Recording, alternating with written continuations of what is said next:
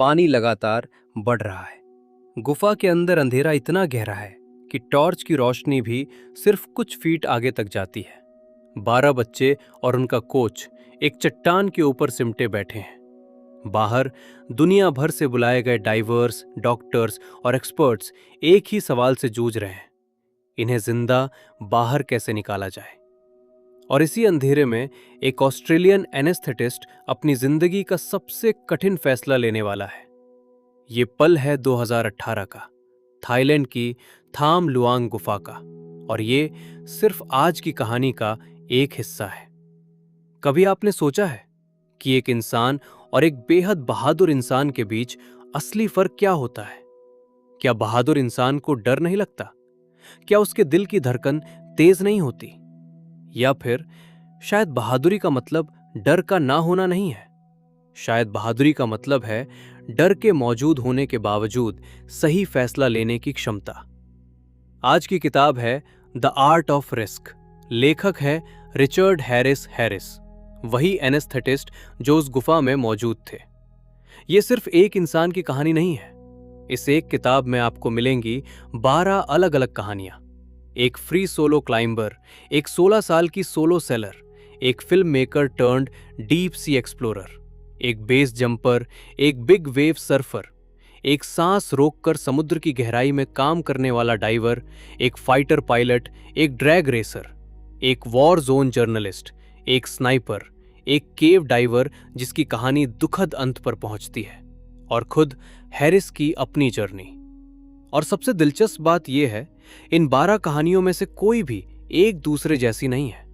हर एक व्यक्ति ने अपने खतरे को अलग तरीके से समझा, अलग तरीके से तैयारी की और एक बिल्कुल अलग सबक सीखा। तो चलिए इस अंधेरी गुफा से शुरू करते हुए एक एक करके इन सब की असली कहानी में जाते हैं।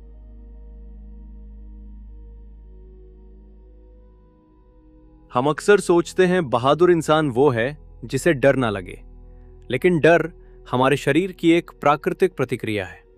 समस्या डर नहीं है। समस्या तब होती है जब डर के कारण हम गलत फैसला लेते हैं, या जब हम डर को पूरी तरह इग्नोर कर देते हैं। रेकलेसनेस और करेज एक चीज नहीं है, और यही बात इस किताब की हर कहानी में अलग अलग रूप में दिखती है।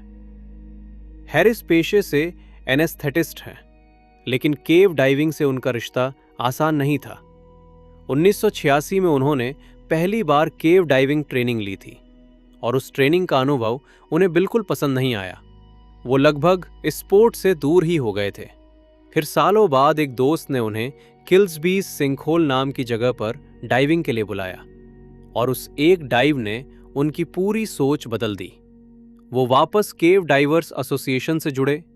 पीटर हॉर्न, जॉन डाला जुआना और केन स्मिथ जैसे एक्सपीरियंस डाइवर्स से सीखा, और एक ऐसा पार्टनर मिला जो आगे चलकर उनकी सबसे बड़ी ताकत बना, क्रेग चैलन। दोनों ने मिलकर पियर्स रिसर्जेंस जैसी बेहद खतरनाक गहरी गुफाओं की एक्सप्लोरेशन की, जहां डीकम्प्रेशन की जटिलताएं और डेप्थ रिकॉर्ड्स दोनों दांव पर होते थे। यहां का असली सबक क्या है? ये सबक प्रिपरेशन नहीं है, ये कुछ और है। ये है धीरे धीरे बनना। हैरिस रातों रात केव डाइवर नहीं बने। एक बुरे अनुभव के बाद उन्होंने खेल छोड़ने के बजाय एक बेहतर एंट्री पॉइंट ढूंढा, और फिर सही साथी चुना जिसके भरोसे पर वो अपनी जान दांव पर लगा सकते थे। यानी कभी कभी हमारी पहली कोशिश का बुरा अनुभव ये नहीं बताता कि हम उस चीज के लिए बने नहीं हैं। वो सिर्फ ये बताता है कि अभी वो रास्ता, वो टीम या वो समय सही नहीं था। 2018 की गर्मियों में 12 फुटबॉल खिलाड़ी और उनका कोच वाइल्ड बियर्स टीम थाम लुआंग गुफा में घूमने गए। पीछे भारी बारिश हुई, पानी बढ़ता गया और रास्ते बंद होते चले गए। जब हैरिस को ये खबर एक न्यूज़ आर्टिकल के जरिए मिली तो उनका पहला रिएक्शन था संशय। उन्हें केव डाइविंग का इतना अनुभव था कि वो जानते थे इतनी जटिल, इतनी लंबी फ्लडेड गुफा से इतने सारे बच्चों को जिंदा निकालना लगभग असंभव जैसा लगता है। लेकिन केव डाइविंग कम्युनिटी छोटी है और सब एक दूसरे को जानते हैं। उनके संपर्कों के जरिए उन्हें ऑपरेशन से जुड़ने का मौका मिला, और हालात की गंभीरता समझ में आते ही पूरी अंतर्राष्ट्रीय कम्युनिटी हरकत में आ गई। बाहर मौजूद एक्सपीरियंस डाइवर्स के लिए भी वहां के हालात चुनौतीपूर्ण साबित हो रहे थे। तंग रास्ते, शून्य दृश्यता और लगातार बढ़ता पानी।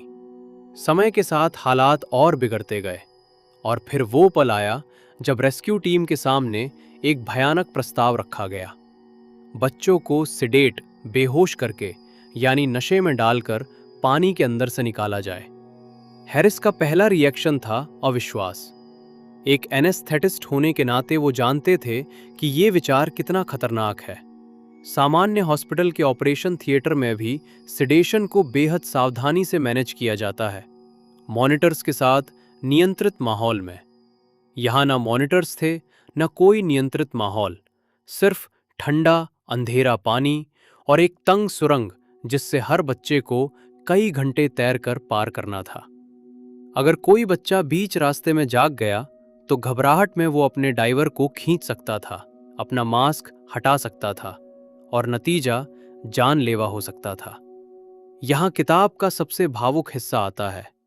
इस बड़े निर्णय पर पहुंचने में हैरिस को अपने पिता के साथ हुई एक पुरानी बातचीत याद आती है, जिसमें साहस और तैयारी को लेकर उनके पिता का नजरिया उनके इस फैसले में मदद करता है। घंटों की चर्चा, कई कॉलीग्स की राय और अपने भीतर की नैतिक उधेड़बुन के बाद आखिरकार टीम ने सिडेशन प्लान पर आगे बढ़ने का फैसला किया। रेस्क्यू कई दिनों तक चला।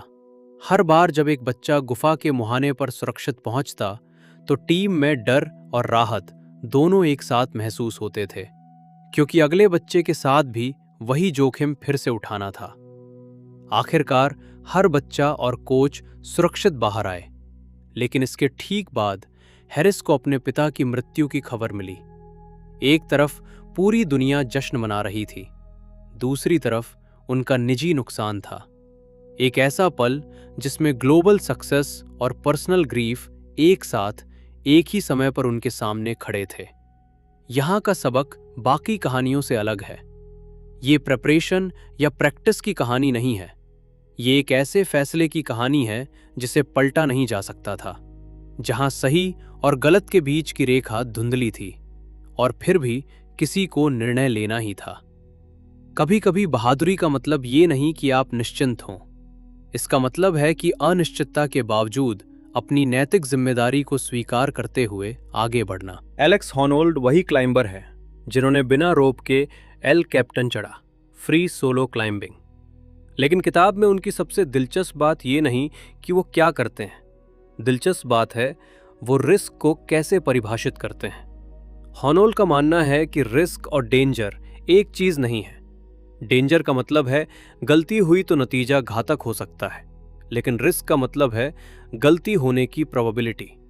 उनका तर्क है कि उनकी बहुत सी क्लाइम्स असल में लो रिस्क हैं, भले ही वे हाई डेंजर दिखें, क्योंकि उन्होंने हर रूट को पहले रोप के साथ इतनी बार दोहराया है कि गलती की संभावना लगभग खत्म हो चुकी होती है। यानी बाहर से जो असंभव और पागलपन जैसा लगता है, उसके पीछे रूटीन की एक बेहद मैथडिकल लेयर होती है। किताब ये भी बताती है कि हॉनोल्ड का फियर रिएक्शन सामान्य लोगों से कम एक्टिव होता है, लेकिन ये भी साफ करती है कि ये अकेला कारण नहीं है। उनकी असली ताकत उनकी तैयारी की गहराई है। यहाँ का सबक। पिछली कहानी थाई केव रेस्क्यू में सबक था अनिश्चितता के बावजूद डिसीजन लेना। यहाँ सबक बिल्कुल अलग है। तैयारी इतनी गहरी करो कि अनसर्टेनिटी खुद कम हो जाए।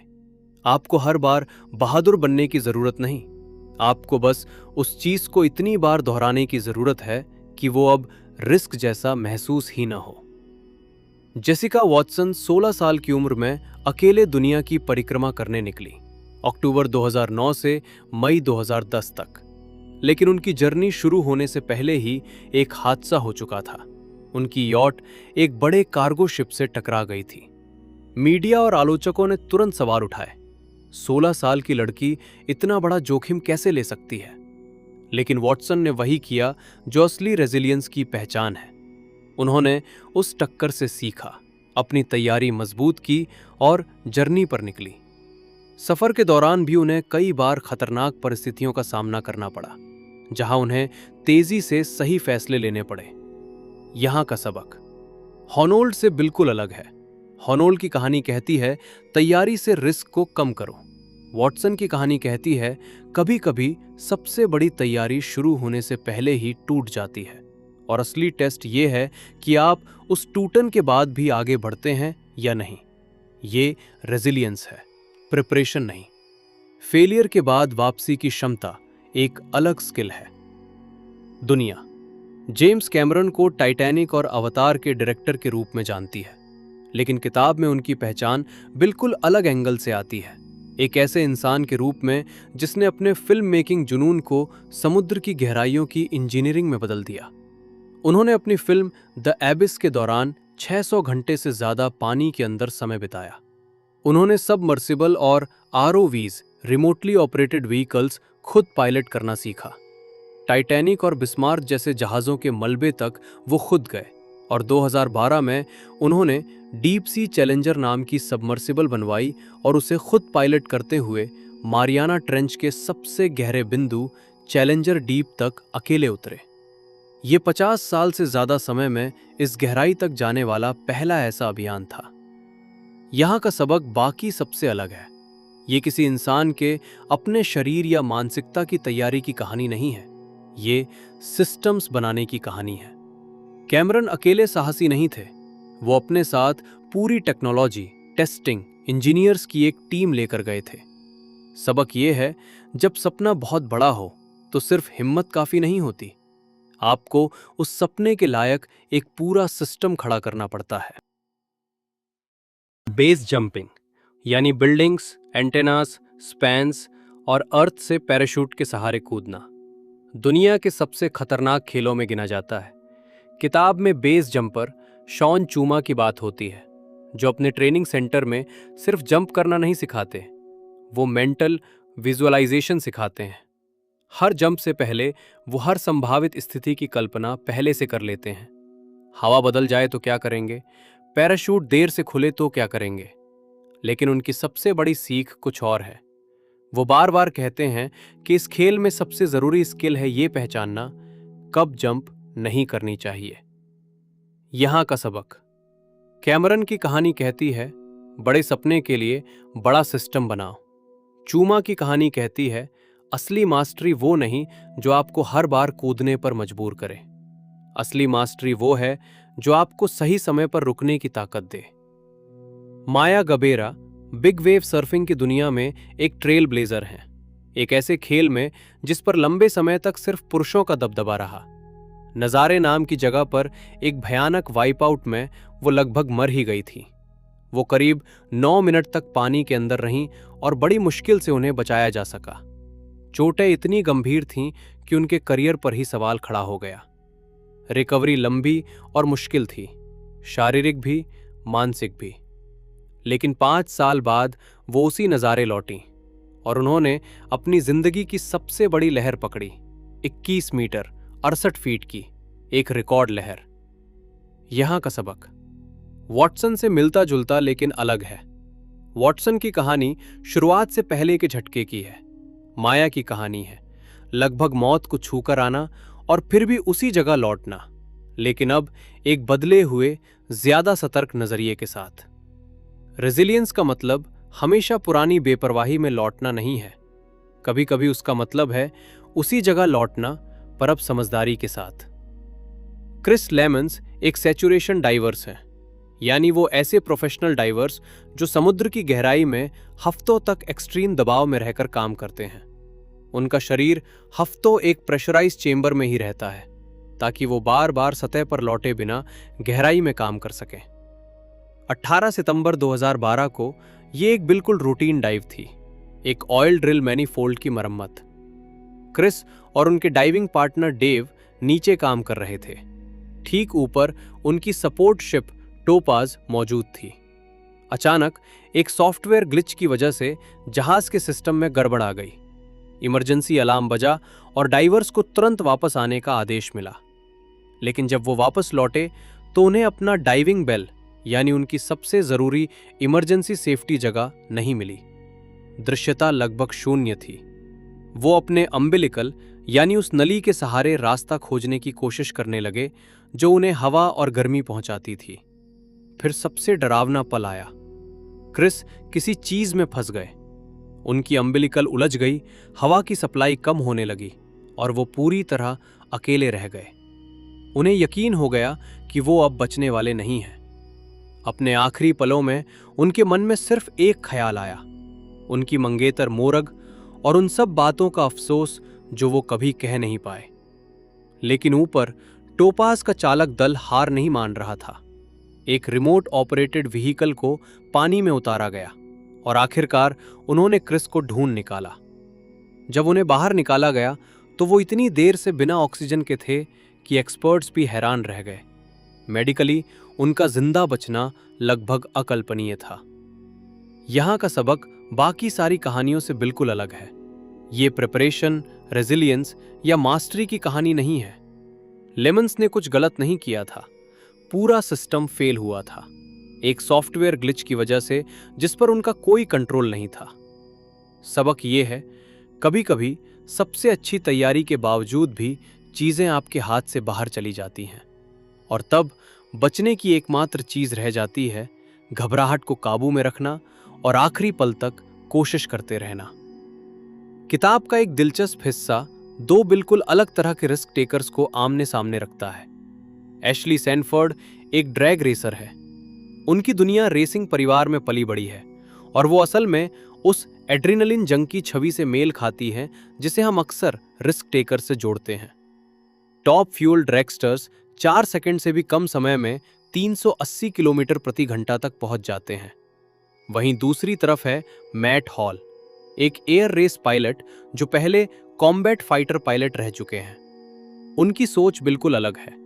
वो बार बार कंप्लेसेंसी यानी लापरवाही भरे आत्मविश्वास के खतरे पर जोर देते हैं।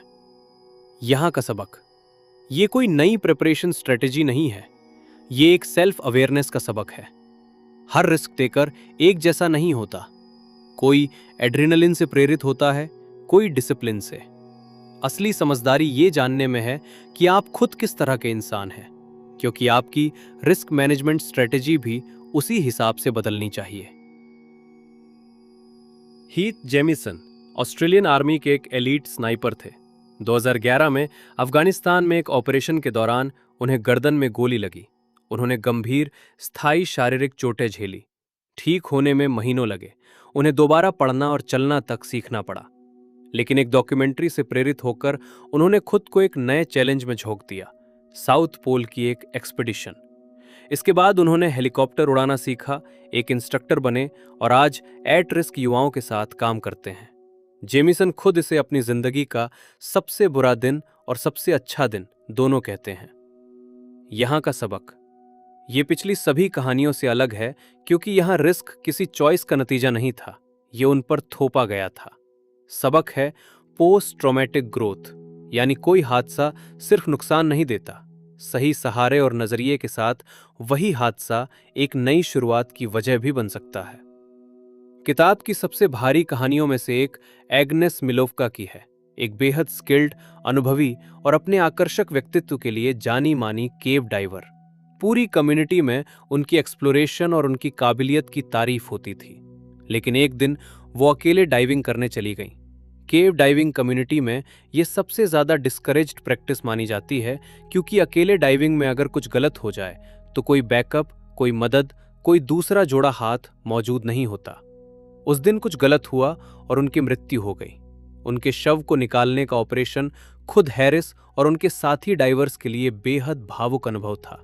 वही केव्स, वही कम्युनिटी, लेकिन अब एक शोक भरे मकसद के साथ। हैरिस बताते हैं कि ऐसे हादसों के बाद डाइवर्स के बीच एक आम प्रवृत्ति होती है, हर छोटी छोटी बात का विश्लेषण करना, ये समझने की कोशिश करना कि आखिर क्या गलत हुआ। ये एक तरह का कोपिंग मैकेनिज्म है, लेकिन कई बार ये जल्दबाजी में इनसेंसिटिव भी लग सकता है। एग्नेस की याद कम्युनिटी के लिए आज भी एक बिटर स्वीट एहसास है, किसी ऐसे की याद जिसे वे प्यार करते थे और जिसकी एक गलती की कीमत सबसे ज्यादा भारी साबित हुई। यहां का सबक बाकी सभी कहानियों के बिल्कुल उलट है। ये किसी की जीत की कहानी नहीं है, ये एक चेतावनी है। एग्नेस में स्किल की कमी नहीं थी, कमी थी डिसिप्लिन की। उन्होंने वो एक नियम तोड़ा जो शायद सबसे ज्यादा मायने रखता था। सबक ये है, अनुभव और आत्मविश्वास कभी कभी हमें ये भरोसा दिला देते हैं कि नियम अब हम पर लागू नहीं होते, और वही सबसे खतरनाक पल होता है। तो अब तक हमने 12 अलग अलग लोगों की कहानी सुनी।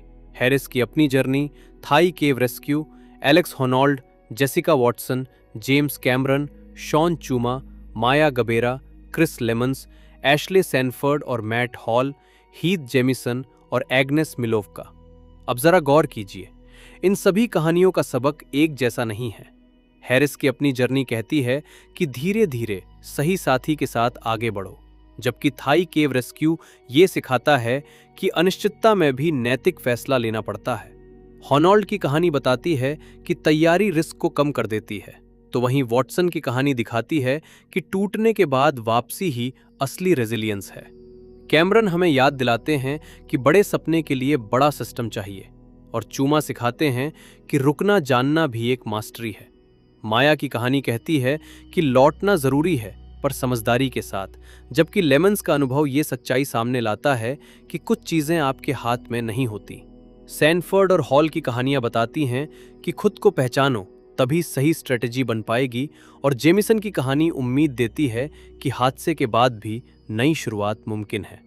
वहीं एग्नेस की कहानी एक चेतावनी की तरह है, ये याद दिलाती है कि डिसिप्लिन टूटते ही सबसे बड़ा खतरा शुरू होता है। यही वजह है कि इस किताब को सिर्फ प्रेपरेशन करो, डरो मत कहकर समेटना सही नहीं होगा।